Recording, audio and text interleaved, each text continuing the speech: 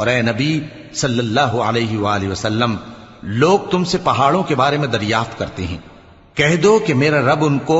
راکھ بنا کر بکھیر دے گا، پھر زمین کو ہموار میدان کر چھوڑے گا جس میں تم کوئی نشیب و فراز نہ دیکھو گے۔ اس روز لوگ پکارنے والے کے پیچھے چلیں گے اور اس کی پیروی سے انحراف نہ کر سکیں گے،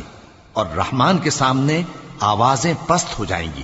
تو تم ایک ہلکی آواز کے سوا کوئی آواز نہ سنو گے۔ اس روز کسی کی سفارش کچھ فائدہ نہ دے گی مگر اس شخص کی جسے رحمان اجازت دے اور اس کی بات کو پسند فرمائے۔ جو کچھ ان کے آگے ہے اور جو کچھ ان کے پیچھے ہے وہ اس کو جانتا ہے، اور وہ اپنے علم سے اللہ کے علم کا احاطہ نہیں کر سکتی۔ اور اس زندہ و قائم کے روبرو منہ لٹک جائیں گے، اور جس نے ظلم کا بوجھ اٹھایا وہ نامراد رہا، اور جو نیک کام کرے گا اور مومن بھی ہوگا تو اس کو نہ ظلم کا خوف ہوگا اور نہ نقصان کا۔